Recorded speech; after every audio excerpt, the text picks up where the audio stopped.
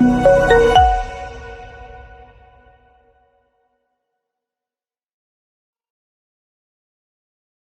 시간 묵상기도 하시고 주일 1부 예배 시작하도록 하겠습니다. 우리를 구원하신 하나님, 이 시간 간절히 하나님을 찾습니다. 메마른 나의 심령 가운데 담비를 내려주시고 이 시간 예배를 통하여서 하나님만 영광 받으시는 예배될 수 있도록 하나님께서 함께하여 주시옵소서. 오늘 말씀 예수님의 이름으로 기도합니다. 아멘. 이 시간 197장 이 시간 찬송 드리겠습니다. 은혜가 풍성한 하나님은 믿는 자 한 사람 한 사람 어제도 오늘도 언제든지 변찮고 보호해 주시네. 주여 성령의 은사들을 오늘도 내려 주소서. 성령의 뜨거운 불길로서 오늘도 충만케 하소서.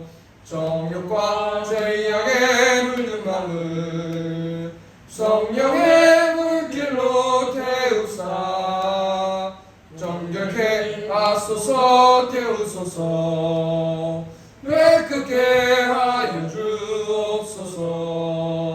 주여 성령의 은사들을 오늘도 내려 주소서. 성령의 뜨거운 불길로서 오늘도 충만케 하소서.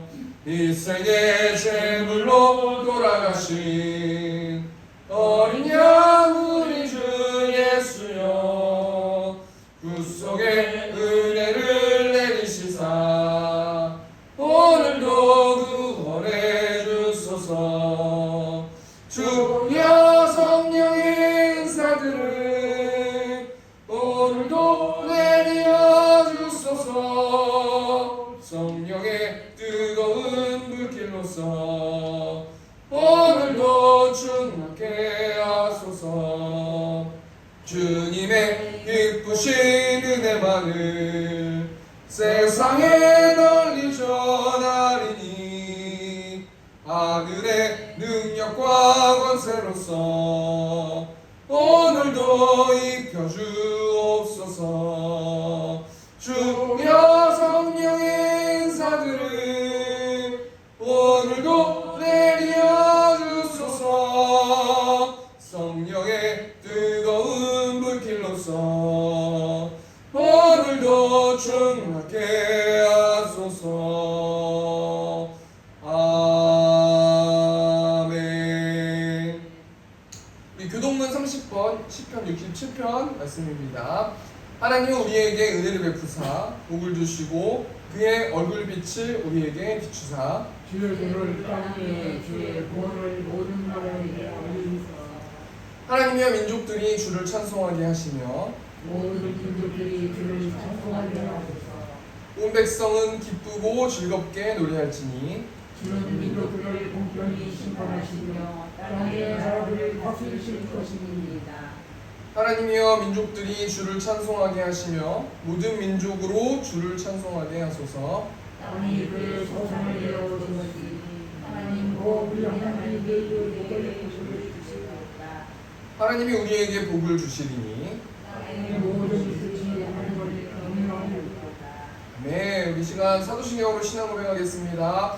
전능하사 천지를 만드신 하나님 아버지를 내가 믿사오며 그 외아들 우리 주 예수 그리스도를 믿사오니 이는 성령으로 잉태하사 동정녀 마리아에게 나시고 본녀 빌라도에게 고난을 받으사 십자가에 못 박혀 죽으시고 장사한 지 사흘 만에 죽은 자 가운데서 다시 살아나시며 하늘에 오르사 전능하신 하나님 우편에 앉아 계시다가 저로서 산자와 죽은 자를 심판하러 오시리라. 성령을 믿사오며 거룩한 공예와 성도가 서로 교통하는 것과 죄를 사하여 주시는 것과 몸이 다시 사는 것과 영원히 사는 것을 믿사옵나이다. 네, 우리 시간 충만 찬양하시고 우리 권영아 장로님 기도해 주시겠습니다.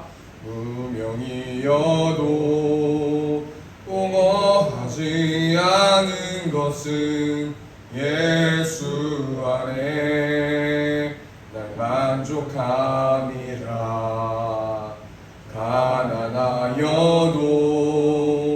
부족하지 않은 것은 예수 안에 오직 나는 부요함이라. 고난 중에도 견뎌낼 수 있는 것은 주의 계획 믿기 때문이라. 실패하여도 일어설 수 있는 것은 예수 안에 오직 나는 승리함이라. 난 예수로 충만하네. 난 예수로 충만하네. 난 예수로 충만하네. 영원하다 내 안에 살아계시네. 난 예수로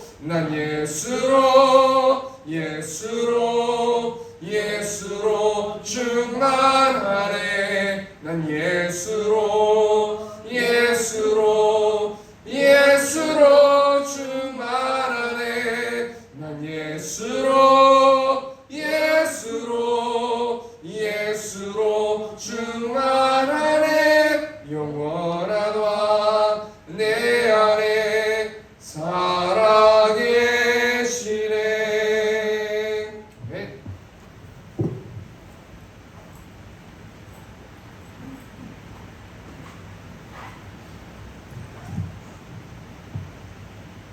우리와 언제나 함께 하시는 하나님 아버지, 8월의 뜨거운 햇볕으로 인하여 땀을 흘리는 세움교회 성도들, 마음은 원이로 돼 육신의 연약함과 환경의 지배로 인하여 불안한 삶을 살아가는 우리 모두에게 하나님을 바라보며 희망과 소망을 지니는 삶이 되게 하시고, 힘을 얻어 독수리 날개친 같은 담대함으로 생명의 근원 되시는 주님의 손길을 느끼게 체험하게 하여 주시옵소서. 지난 한 주마다 정말 건강하게 지켜주시고 가족과 동료를 주시며 또 교회와 좋은 나라를 주셔서 날마다 시마다 지켜주시고 인도해 주심에 감사를 드립니다. 그러나 우리는 연약하여 많은 제약 가운데 살았음을 고백합니다. 세움교회를 사랑하시는 하나님 아버지, 이 시간 예배에 모인 모두에게 하나님의 한량하며 은혜로 정결한 심령이 되게 하여 주시옵소서.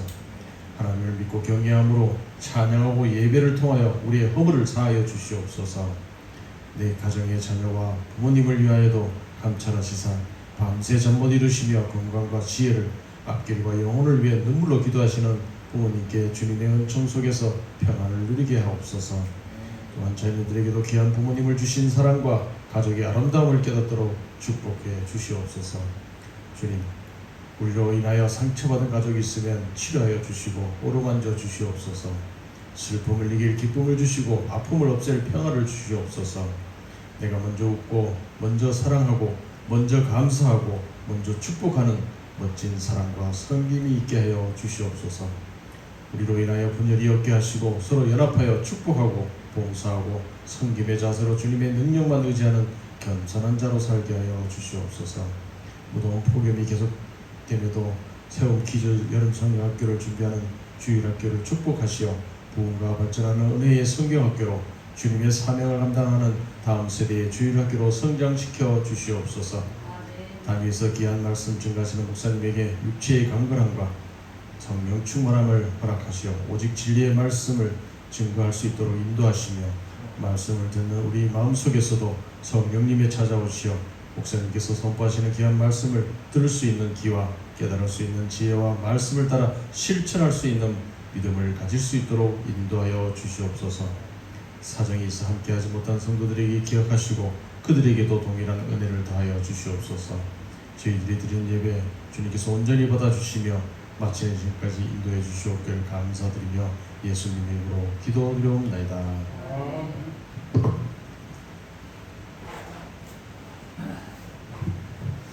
성경 봉독하도록 하겠습니다. 오늘 주신 하나님 말씀은 로마서 1장 1절에서 6절 말씀입니다.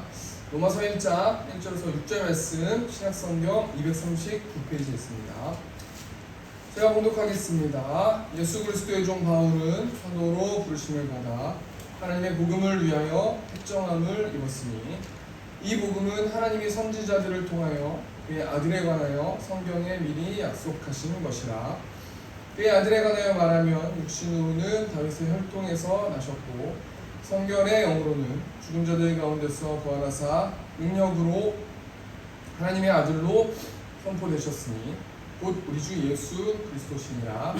그로 말미암아 우리가 은혜와 사도의 직분을 받아 그 이름을 위하여 모든 이방인 중에서 믿어 순종하게 하나니 너희도 그들 중에서 예수 그리스도의 것으로 부르심을 받은 자니라. 아멘. 오늘은 로마서 1장 1절에서 6절 말씀을 가지고 복음이란 무엇인가 라는 제목을 가지고 하나님 말씀 나누도록 하겠습니다. 여러분 혹시 MZ세대의 신조어 중에서 폼 미쳤다 라는 단어가 있거든요. 폼 미쳤다 라는 단어가 있는데 이 뜻이 어떤 뜻인 줄 아십니까? 저도 이 신조어를 제가 MZ세대가 아니기 때문에 잘 몰라서 자료를 찾아봤더니 이 폼이라는 이 영어 단어에서 나와서 이 폼이라는 단어가 형상, 모습 뭐 이런 뜻이거든요. 그러니까 형상이 미쳤다, 모습이 미쳤다, 너무 좋아 보인다, 미쳤다라는 게 좋아 보인다라는 단어거든요. 그래서 폼 미쳤다라는 것은 정말 외모가 아름답습니다, 정말 멋있습니다, 정말 미치도록 너무 멋지십니다 이런 뜻을 가지고 있더라고요. 또 여러분 스불제라는 말을 아십니까? 이 스불제라는 단어는 스스로 불러온 재앙이라는 뜻을 가지고 있어요. 내가 스스로 어떤 것을 자초했기 때문에 누구 탓을 할 수 없는 상황에서 스불제라는 단어를 쓴다고 하더라고요. 여러분 우리가 이렇게 신조어를 쓰고 우리나라 말을 쓴다라는 것은 굉장히 큰 축복인데요. 그렇게 축복을 누릴 수 있는 이유가 뭐냐면 우리 세종대왕이라는 왕 때문이에요. 물론 세종대왕 혼자 이 모든 한글을 만들거나 그러진 않은 걸로 제가 알고 있는데 정확하게는 모르겠지만 어찌됐건 간에 대표적으로 한글하면 떠오르는 왕이 세종대왕이라는 왕인데 이 세종대왕은 대한민국 사람들이 정말 존경하는 왕이고 또 물시기인 자경루를 만들고 화전이라는 화포를 만드셨고 또 의료 발전을 위해서 의방류추라는 의서를 편찬했어요. 수많은 업적을 남긴 분이 이 세종대왕이라는 왕인데요. 그래서 광화문에 가보면 후손들이 세종대왕을 존경한다는 의미로 딱 거기 앉아 계시지 않습니까?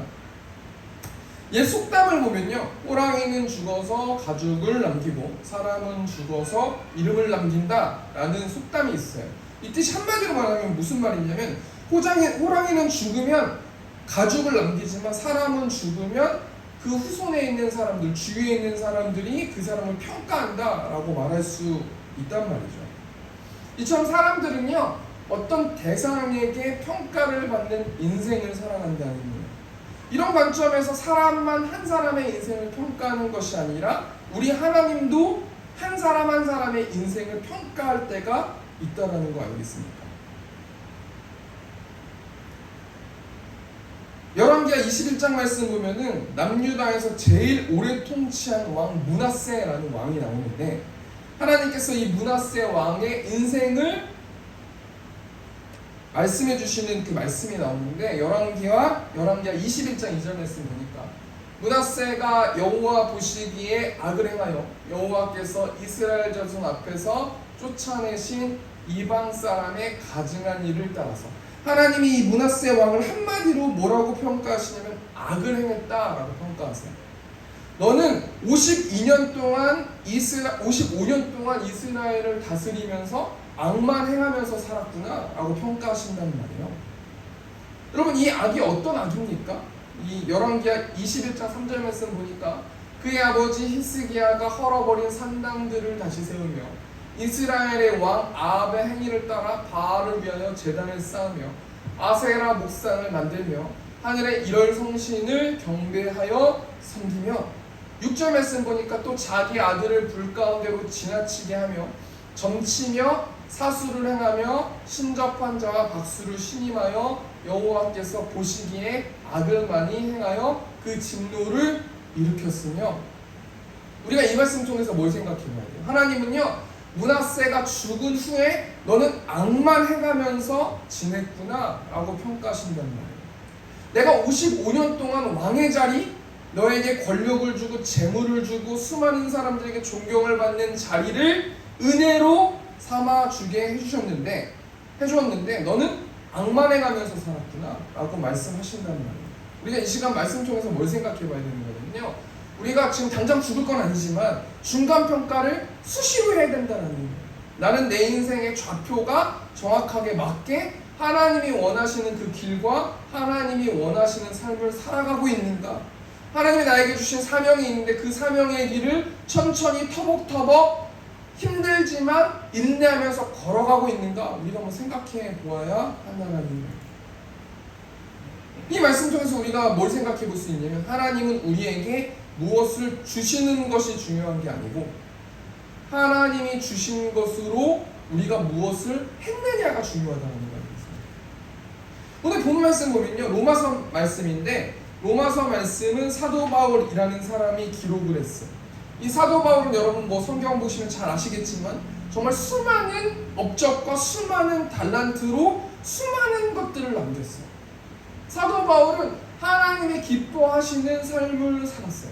근데 세상적으로는 사도 바울이 그렇게 인정받는 삶을 사는 것은 아니에요. 왜냐 하나님은 예수님을 믿는다는 이유 하나만으로 파선하기도 하고 돌에 맞기도 하고 세상적으로 봤을 땐 정말 루저 인생을 살았지만 하나님은 사도 바울이라는 사람의 인생을 평가하실 때 너는 정말 엄청난 일들, 내가 정말 기뻐하는 일들을 했구나 라고 말씀하셨을 거란 말이에요.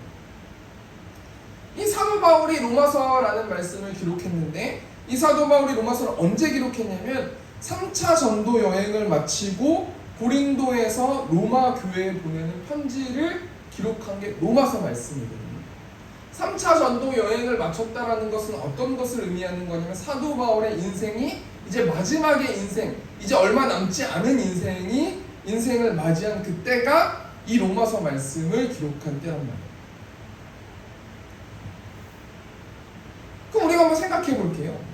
사도 바울이 로마에 한 번도 가지 않았는데 이 로마 교회에 편지를 보냈는데 그 이유가 무엇인가 우리 한번 생각해 보니까요. 그 당시 로마라는 도시가 굉장히 중요한 거점 도시였고 이 로마서라는 편지를 통해서 이방인들에게 복음이 무엇인지 알게 하기 위해서 사도 바울이 로마 교회에 편지했다는 거예요. 사람은 타이밍이 있고 시즌이 있거든요. 하나님 말씀 맹목적으로 따를 때가 있고요. 맹목적으로 순종할 때가 있어요.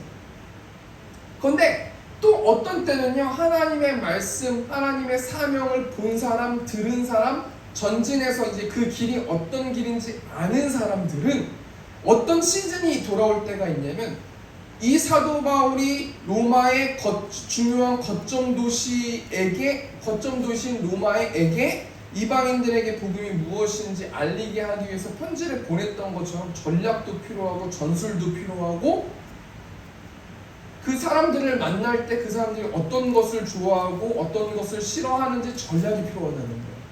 무조건 하나님이 만나라고 했으니까 이제 만난다. 그런 시즌이 있고요. 또 어떤 사람을 만날 때 어떤 시즌에는 내가 전략을 짜야 되고 도시를 선점해야 될 때가 있다는 거 아니겠습니까? 사도 바울은 로마로 향하는 인생을 그 길을 걸어가야 되기 때문에 사도 바울이 먼저 로마서 말씀을 기록해서 복음을 전하기 위해서 로마에 있는 교회에 편지를 보냈다는 거 아니겠습니까? 그래서 중요한 게 오늘 이 본문이 굉장히 유명한 본문이기 때문에 사도 바울이 로마 교회에게 편지를 처음으로 하는 거 아니겠습니까? 근데 자신을 뭐라고 소개하고 있습니까? 1절 말씀 보니까 예수 그리스도의 종 바울은 사도로 부르심을 받아 하나님의 복음을 위하여 택정함을 입었습니다. 이 말씀이 제 개인적으로 하나님이 저를 신학을 시작하기 전에 부르신 말씀이 저 개인적인 로마서 1장 1절 말씀이에요. 제가 사도라는 게 아니라 복음을 위해서 하나님의 기쁜 소식을 전하게 하기 위해서 내가 태초 전부터 너를 택정했다라는 이 말씀을 믿고 제가 신학교를 들어가게 되었는데요. 사도 바울이 로마 교회의 자신을 두 가지로 소개하는데 뭡니까? 첫 번째는 예수 그리스도의 종. 이 종이라는 단어가 굉장히 유명한 단어 아니에요? 둘루스라는 단어인데 이 둘루스라는 단어를 세 가지로 설명할 수 있어요. 첫 번째는 뭐냐면 말할 줄 모르는 낫이나 홈이나 어떤 이런 도구를 어떤 이런 것들을 둘루스라고 표현했단 말이에요. 또 두 번째 이 둘루스라는 단어를 또 어떻게 해석할 수 있냐면 밤 벙어리인 개나 동물들 같은 그런 유로 구분할 수 있단 말이에요. 또 이 둘루스라는 단어가 노예라는 단어 뜻을 가지고 있어요. 사도 바울이 누구의 노예라고 하고 있어요? 예수 그리스도의 노예라고 자신을 소개하고 있단 말이에요. 사람들은 자신을 소개할 때 굉장히 좀 부풀려서 상대방에게 자신의 어떤 존재를 부풀려서 소개하거든요.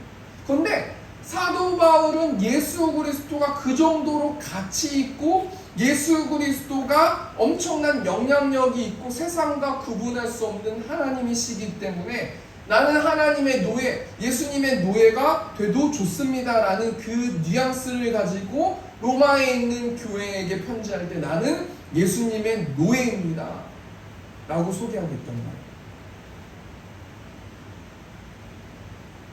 여러분, 노예는 어떤 의미를 갖습니까? 노예는 오로지 자신의 의견을 내세울 수 없어요. 노예는 오로지 주의 명령을 따라서 움직여야 되고요. 노예는 절대 교만할 수 없고요. 노예는 보내신 자의 뜻대로만 움직여야 되는 게 노예라고요.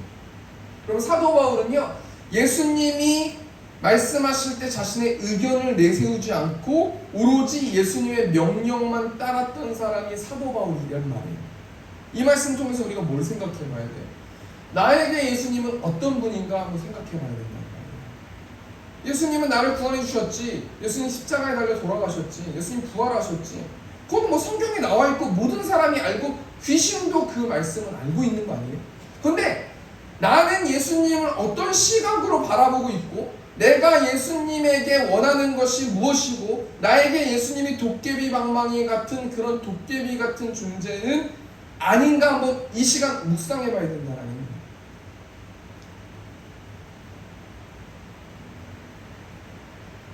그렇다면 여러분, 사도 바울이 왜 예수님의 노예가 되었어요? 한마디로 말 1절 말씀 보니까 보냄을 받아서 그런데요. 이 보냄을 받았다라는 뜻이 뭐겠습니까? 1절 말씀 보면 사도로 부르심을 받아. 나와 있지 않습니까? 사도라는 단어가 보냄을 받은 자라는 단어거든요. 그러니까요, 사도 바울은 내가 예수님이 위대하시기 때문에 노예처럼 살겠습니다라고 자신의 의지를 가지고 그렇게 한 게 아니라는 거예요. 하나님께 예수님의 노예로 부름을 받았기 때문에 나는 하나님 태초전부터 그렇게 택정함을 받았기 때문에 나는 예수님의 노예입니다 라고 말씀하고 계시다는 거 아니겠습니까? 우리가 이 말씀 통해서 뭘 생각해 봐야 됩니까? 저도 이 말씀을 가지고 계속해서 목양실에서 묵상해 봤는데 나에겐 예수님이 어떤 존재이고 나는 무엇을 하기 위해서 존재하는가 라고 생각해 보았어요. 철학자들 중에 첫 번째 철학의 첫 번째가 뭐냐면요, 존재거든요. 난 무엇인가? 나는 어떻게 해서 어디로 가는가? 이게 철학의 기본 첫 번째 키워드란 말이에요.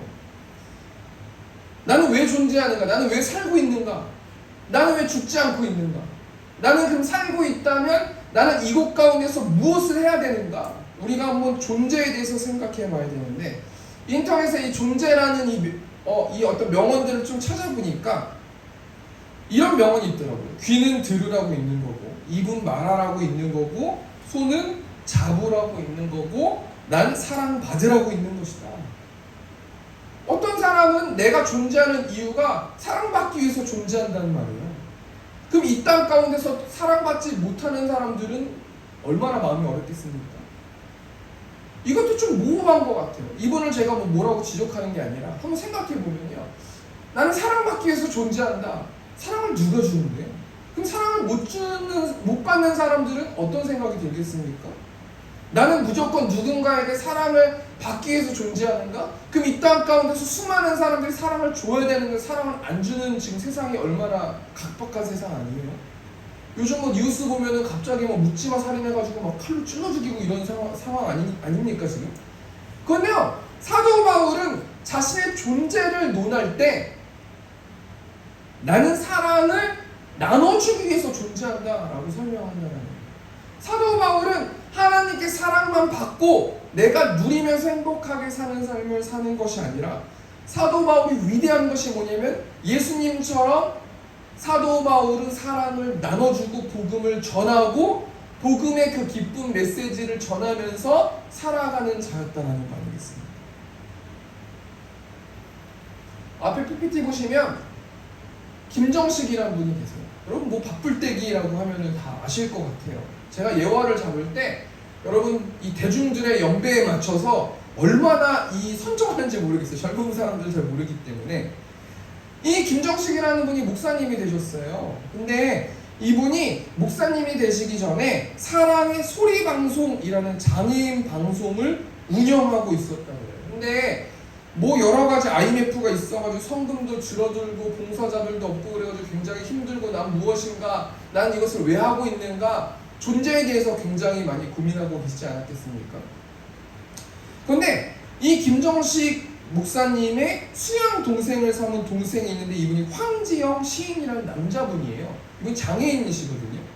그런데 그렇게 김정식 목사님이 마음이 어렵고 이걸 접을까? 내가 왜 이 장애인들을 돌보고 있을까? 난 뭘까? 난 이걸 왜 하고 있을까? 이렇게 낙심하고 있을 때에 그 사랑의 소리 방송 이 방송국이 청담동이었다고 해요. 그런데 이 황지영 시인이라는 김정식 목사님의 수양 동생이 경기도 광주에 살았는데 정말 추운 겨울에 4-5시간을 휠체어를 타고 샌베이 과자를 김정식 목사님한테 가져왔다고 그러더라고요.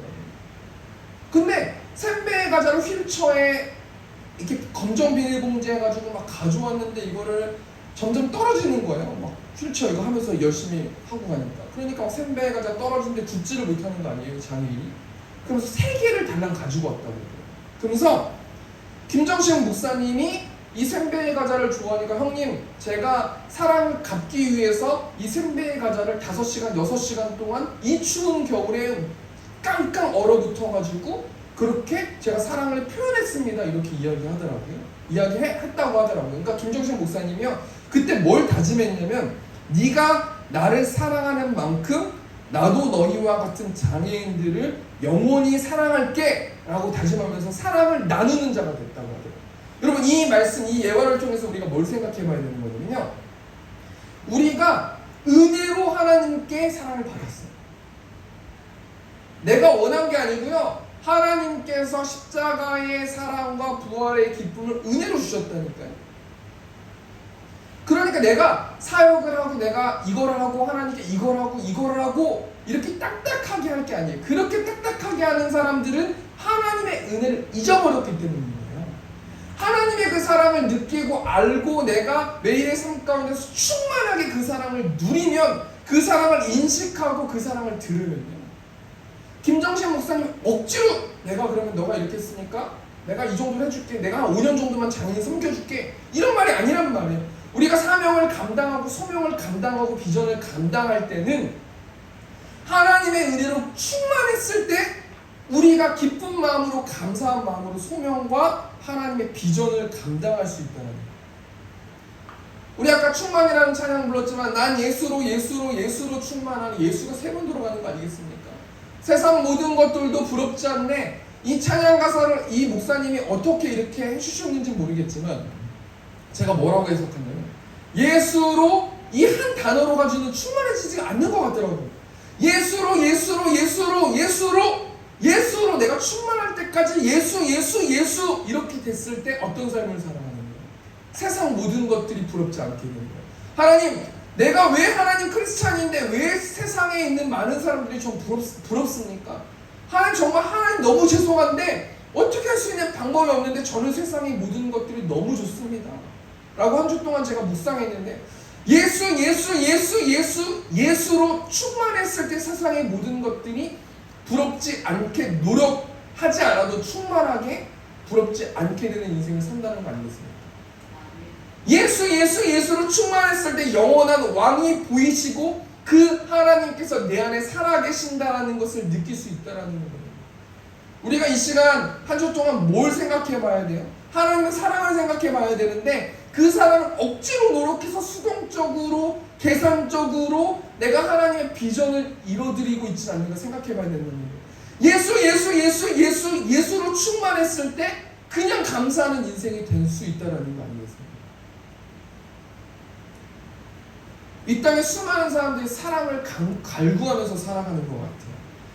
뭐 그저께 어떤 청년이 오지 않았어요? 저는 그 아이라고 부르는데 왜냐면 제가 중학교, 고등학교 때 걔를 만났거든요.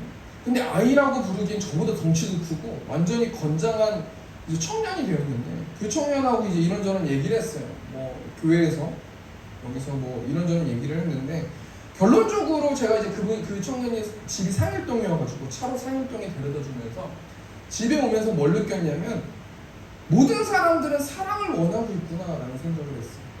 그 사랑이 부모님에 대한 사랑, 하나님에 대한 사랑, 친구로서의 우정의 사랑, 또 부부간의 사랑, 모든 사람들은 사랑을 원하고 있어요.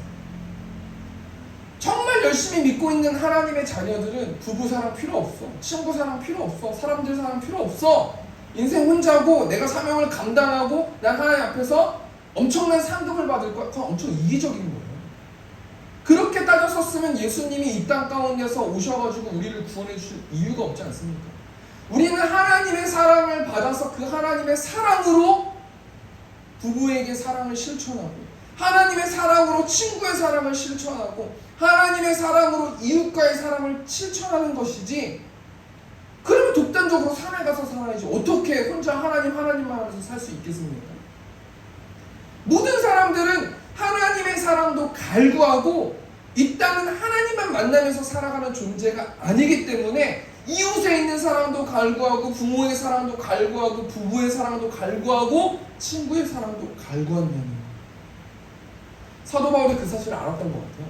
그래가지고요, 사도 바울은 인생에서 그 사랑을 전하고 있고 나누고 있고 그렇게 비전을 감당하고 있는데 그 사랑이 무엇이냔 말이에요. 그 사랑이 한마디로 말하면 복음이라는 거 아니겠습니까? 우리가 오늘 복음 말씀 통해서 복음에 대해서 세 가지만 좀 생각해 보길 원해요. 첫 번째, 복음이란 무엇인가?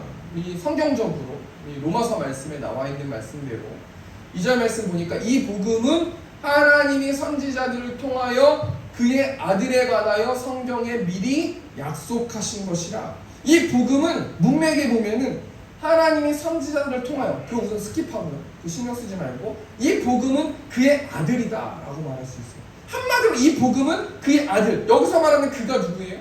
하나님이 아니겠습니까? 하나님의 아들이다, 복음은 예수님이다, 이렇게 말할 수 있단 말이에요.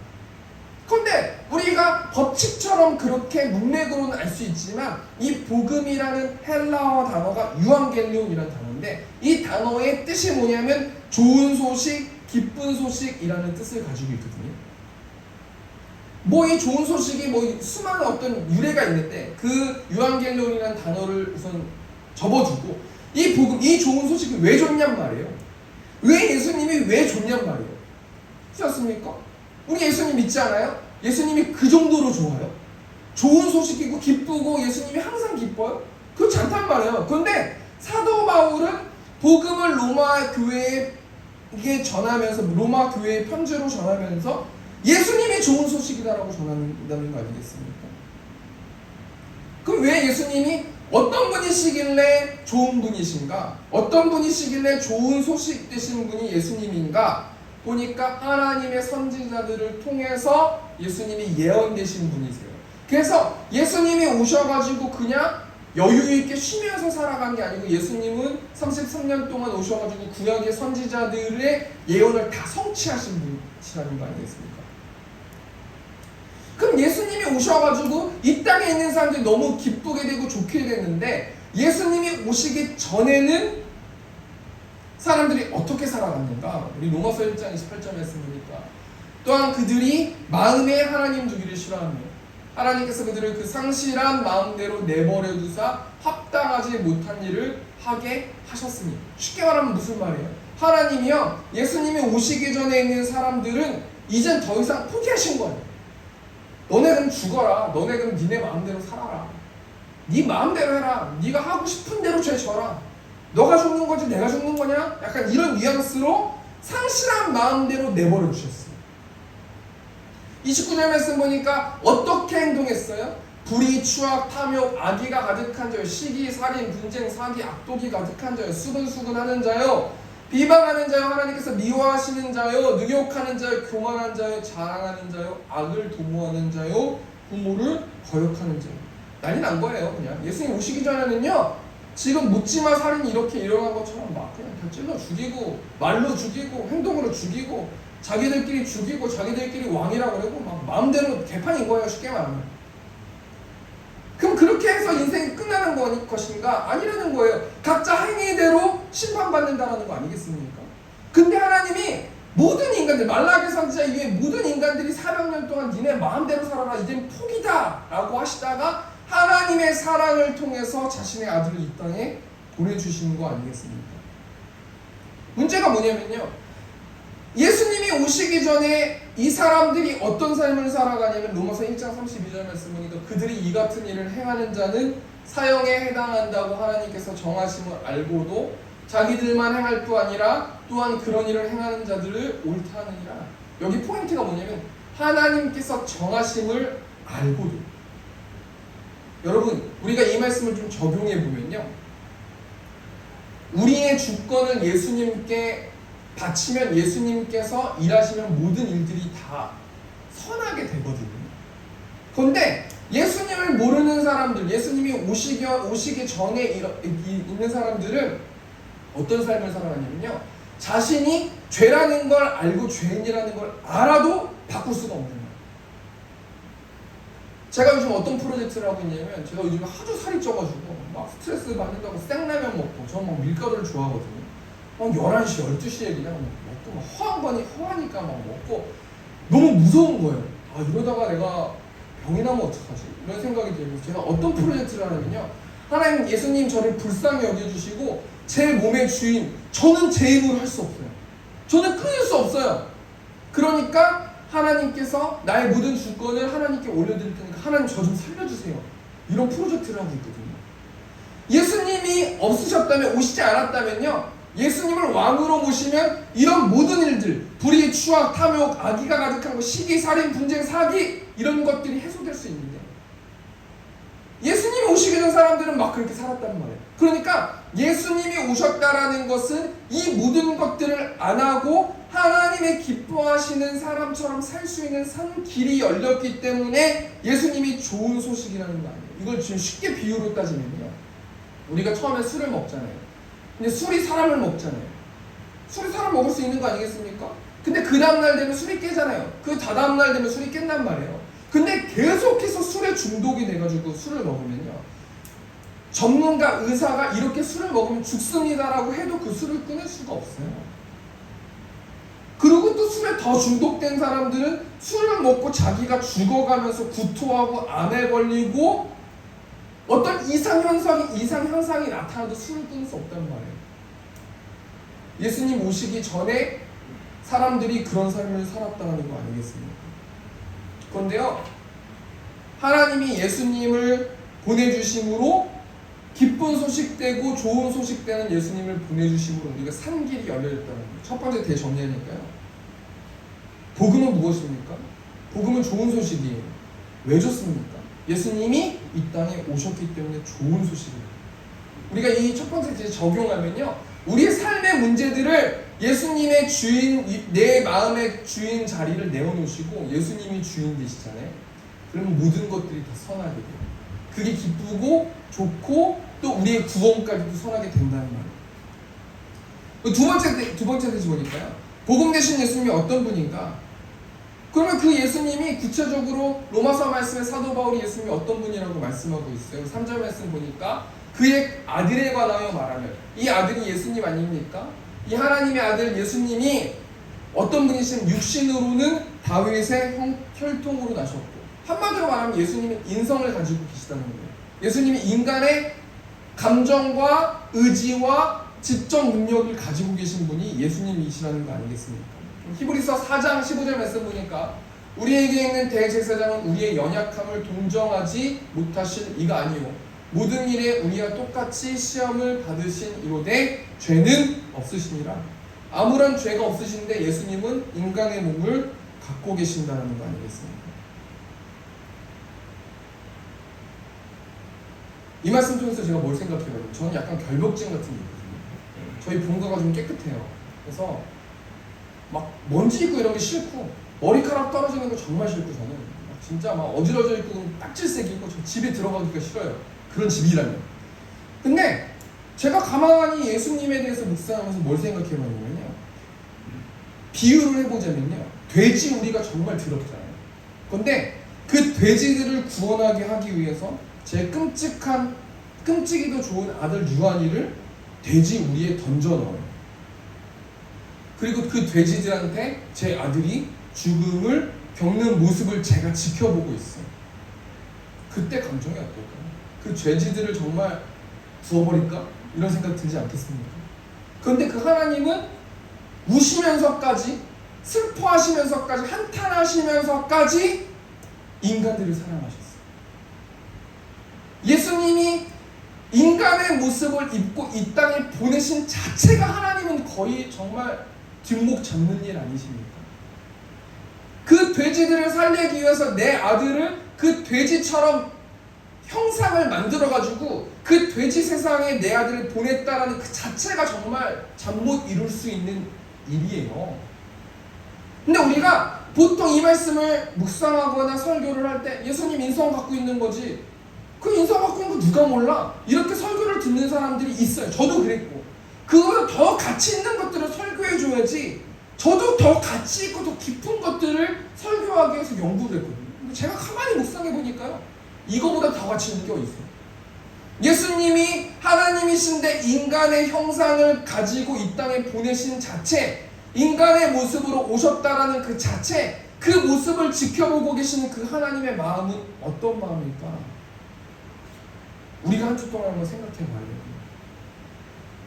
또 예수님은 어떤 분이세요? 로마서 1장 4절 말씀 보면 성결의 영으로는 죽은 자들 가운데서 부활하사 능력으로 하나님의 아들로 선포되셨으니 곧 우리 주 예수 그리스도시니라. 성결의 영으로는 죽은 자들 가운데서 부활하셨대. 예수님 어떤 분이세요? 하나님이세요.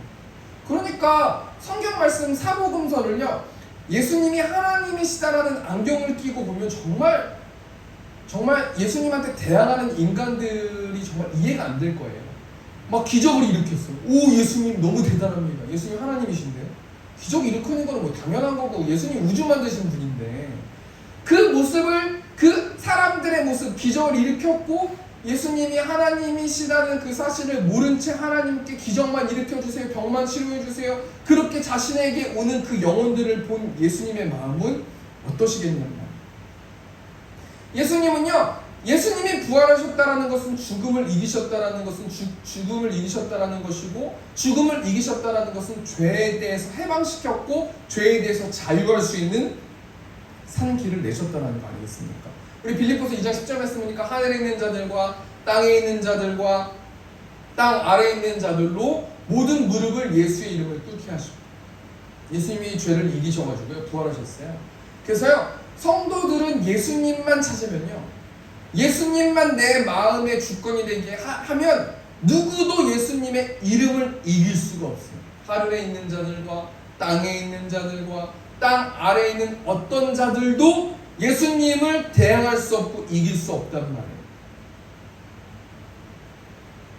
빌립보서 2장 12절 말씀 보니까 모든 입으로 예수 그리스도를 주라 시인하여 하나님 아버지께 영광을 돌리게 하셨느니라. 그러니까요 예수님은 신성을 가지시고 부활하신 하나님이신데 그 부활하신 하나님이시라는 그 사실을 믿는 성도들은 어떻게 살아가야 되는 거냐? 이 세상에 사단 권세 잡은 그 마귀를 대항해서 예수님을 내 마음의 주인 되게 만들고 그럼을 통해서 모든 입으로 예수 그리스도를 하나님이라 시인하게 하면서 하나님께 영광 돌리는 삶, 하나님의 이름을 높이는 삶을 살아가라는 거 아니겠습니까? 한마디로 부활의 예수님을 믿는 사람들은 영적 전쟁하면서 하나님께 영광 돌리면서 살아야 된다는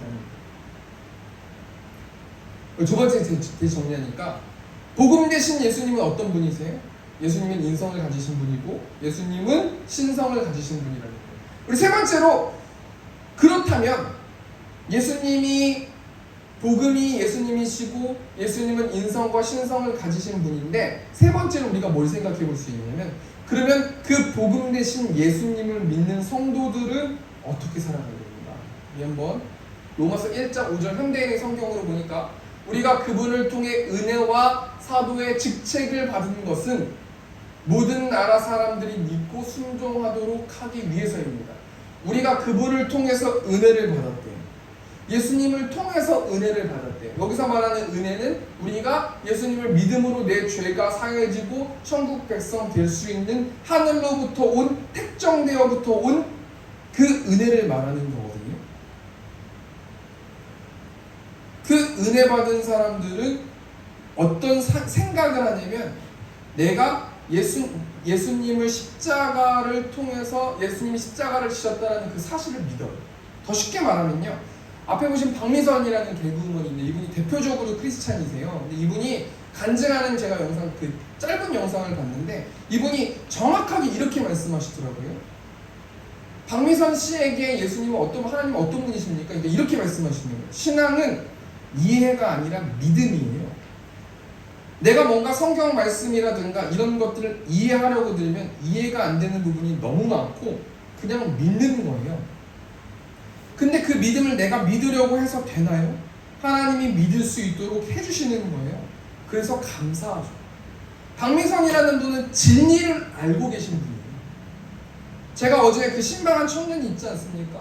그럼 보통 목회자들이 신방할 때 진단을 하거든요. 얘가 지금 영적 상태가 어떤지. 저 좀 약간 이렇게 말하니까 건방져 보이지만 죄송하지만 아무튼 이렇게 상황 파악을 하거든요. 근데 이 청년이랑 얘기하면서 교회도 쉬었고 안 나가고 지금은 전에 오셨던 이 최경준 목사님한테 성경 공부를 한다고 하더라고요. 그래서 쭉 얘기를 하는데 제가 공격을 해봤어요. 이 청년인데 너 그러면 지옥 가겠다? 그랬더니 왜요? 저 천국 가는데요? 이렇게 얘기하더라고요. 그래서 야 네가 천국 가는 왜 교회도 안 가? 천국 가는 왜 술도 마시고 네 마음대로 살면서 어떻게 네가 천국 가? 이렇게 제가 한번 공격을 해봤어요. 그랬더니 이 청년이 뭐라고 말하냐면 전 예수님이 나를 위해서 십자가에 달린 것을 믿어요. 할 말 없는 거 아니에요? 믿는데요. 여러분 구원을 어떻게 받는 거예요? 믿는 거예요. 믿는 거예요. 솔직히 말해서 제가 죽어봐야 아는 거예요. 내가 죽어봐야 예수님을 믿으면 천국 갈 수 있다는 것을 제가 죽어봐야 아는 거지 증명을 이 세상에서 어떻게 해요? 여러분 천국 갈 수 있는 거는 예수님이 나를 위해서 돌아가셨고 그 죄를 해결하셨고 부활하셨고 나를 그래서 자녀 삼아 주셨고 그래서 나는 지금은 부족하고 지금은 내가 이 세상 가운데서 성화되는 가정 가운데서 나는 지금 부족하지만 나는 그 사실을 믿습니다. 끝난 거죠. 뭐 구원 받는 사람인 거예요. 아멘 아닙니까? 네. 아멘이에요. 믿으면 구원 받는 거예요. 사도 바울은 복음을 믿는 성도들이 어떻게 살아야 된다 그래요? 그 복음, 그 은혜를 받은 사람들이 어떻게 살라 그래요? 1장 5절 현대인의 성경 보니까 우리가 그분을 통해 은혜와 사도의 직책을 받은 것은 하나님께서 은혜 받은 자들에게 직책을 주신대요. 달란트를 주시고 자리를 주시고 그 받은 것은 모든 나라 사람들이 믿고 순종하도록 하기 위해서입니다. 제가 왜 목사 됐어요? 우리 강도사님 왜 강도사님 되시고 왜 장로님 왜 장로님 되시고 안수 집사님 권사님 집사님 왜 그렇게 되셨어요? 왜 그런 직책을 받았어요? 떵떵거리게 하기 위해서? 아니라는 거예요. 저는 쇼크인 거예요. 각자 분량에 맞춰서 하나님이 보는 평가 기준 어떤 부정적으로 뭐 심판받아 지옥가 이런 게 아니라요. 하나님이 상급을 주시는 평가 기준은 내가 자리가 중요한 게 아니구나. 그 자리로 무엇을 남겼느냐가 중요한 거구나. 5달란트 받은 사람이 2달란트 받으면 2달란트를 남기면 세상 사람들은 대단합니다. 멋집니다. 이렇게 말씀하거든요. 근데 무슨 의미가 있어요? 하나님 5달란트를 주셨는데 므낫세 왕한테 55년 동안 왕으로 섬기게 했어요. 근데 기껏해서 남긴 게 뭐냐면 우상 섬기게 하고 자신의 아들을 막 신에게 제사 바치게 하고 하나님 한탄하신다라는 거예요. 55년 동안 하나님께서 인내하면서 기다리셨다는 거예요. 우리가 뭘 남겨야 돼요? 우리가 하나님께 최종적으로 우리가 상급을 받을 때 하나님께서 어떤 기준으로 상급을 남기세요? 내가 너 목사로 세워줬으니까 너 목사 설교 잘했구나, 너 신방 잘했구나, 이런 것도 중요하지만요, 그게 다가 아니라는 거예요. 너의 달란트로 얼마나 너가 복음을 전했니? 길거리에서 복음을 전하던, 주위에 있는 사람들에게 복음을 전하던, 나에게 찾아오는 사람들에게 복음을 전하던, 넌 정말 사도 바울처럼 정말 신실하게 복음을 전했구나. 그게 상급의 기준이라는 거 아니겠습니까? 세 번째 대정리하니까요. 복음을 믿는 성도들은 어떻게 살아갑니까? 은혜로 구원받았어요. 믿음으로 구원받는 거예요. 예수님이 십자가의 사랑, 부활의 기쁨, 전 믿습니다. 구원받는 거예요. 더 이상 뭘 필요한 게 아닌 거라는 거예요. 그 구원받은 자들은 복음을 전하면서 살라라고 사도 바울이 명령하고 있어요. 우리 말씀 마치기 원합니다. 오늘 로마서 말씀 통해서 복음에 대해서 말씀 나눴는데, 사도 바울은 로마교회 성도들에게 자신을 소개할 때 나는 예수님의 노예입니다, 나는 복음을 전하기 위해서 부름을 받은 사람입니다 라고 말하면서 그냥 말만 하는 삶을 살지 않았어요. 하나님의 사랑을 나누면서 살았어요. 그 사랑이 뭐라고 제가 설명드렸어요? 복음이라고 설명드렸어요. 복음에 대해서 오늘 본 말씀 중에서 세 가지 말씀 나눴는데, 복음은 한마디로 예수 그리스도, 기쁜 소식, 그리고 복음 대신 예수님은 인성과 신성이 있으신 하나님이시고, 은혜 받은 이 복음을 믿는 성도들은 어떤 삶을 살아야 되는 거냐면 복음을 전하면서 살라는 거 아니겠습니까? 적용하고 마치겠습니다. 그렇다면 이 복음을 가진 사람들은 어떤 사람들입니까? 제가 한 주 동안 이 찬양 묵상했는데 하나님께 속한 사람들이에요. 하나님 거라는 거예요. 내 인생을 내가 노후를 준비하는 게 아니더라고요. 왜냐하면 나는 하나님 거라는 거예요. 제가 이사를 와보니까요, 서울시 주민이었다가요 이젠 경기 도민 아니에요. 도민이라고 말하는 건 좀 하남 시민 아니겠습니까? 근데 제가 뭘 느꼈냐면, 제가 되게 피부가 예민해가지고 서울에서 샤워했을 때랑, 물론 저희 집만 그런지는 모르겠지만 그건 잘 모르겠어요. 근데 이쪽에서 보니까 물이 저랑 안 맞는 거예요, 몸이. 그러면서 제가 뭘 느꼈냐면, 나는 하남시에 속한 시민이구나, 난 서울 시민이 아니구나, 이런 생각을 해봤거든요. 뭐 서울이 대단하고 하남이 대단하고 이런 얘기 하는 게 아니라요, 나는 어떤 존재냐면 나는 하나님 거라는 거예요. 하나님 거라는 거예요. 유한이가 제 건 아니지만 제 가족의 구성원 중에 한 명 아니에요? 그럼 제가 아빠 전 밥 먹을 게 걱정돼요, 이렇게 말하면 제가 얘를 막 혼내키지 않겠어요? 내가 그렇게 믿음직스럽지가 않아? 이렇게 얘기하지 않겠어요? 근데요, 우리가 은혜 받은 하나님의 백성, 복음을 아는 자들은 내가 내 게 아니라는 거예요. 나는 하나님 거라는 거예요. 제가 이 얘기를 왜 하냐면요, 전심으로라는 찬양이 있는데, 주님 손에 맡겨드리니 나의 삶 주님께, 주님 손이 나의 삶 붙드네, 나 주의 것 영원히. 이 땅 가운데서만 하나님께 아니고요, 내가 죽어서 심판받기 전에 부들부들 떨고 있을 때도 하나님 거고요, 내가 이 땅 가운데서 배가 고를 때도 하나님 거고요, 내가 이 땅 가운데서 하나님께 찬양할 때도 하나님 거고, 내가 우상을 섬기고 있을 때도 하나님 보시기에 안타깝지만 하나님 거라는 거예요. 근데 어떻게 하나님 거냐면 영원히 하나님 거라는 거예요. 내가 믿는 분 예수, 내가 속한 분 예수, 삶의 이유 대신 예수님이 나의 삶의 이유 대신에, 나의 삶 가운데서 전쟁하는 노래 대신에 전심으로 그렇다라는 이 찬양 우리 묵상하시면서 좀 기도했으면 좋겠습니다. 우리 시간 좀 먼저 찬양으로 하나님께 나갔으면 좋겠습니다. 전심으로 이 시간 찬양하겠습니다. 주님 손에 맡겨드리니 나의 삶 주님께, 주님 손이 나의 삶 붙드네, 나 주의 것 영원히. 내가 믿는 분 예수,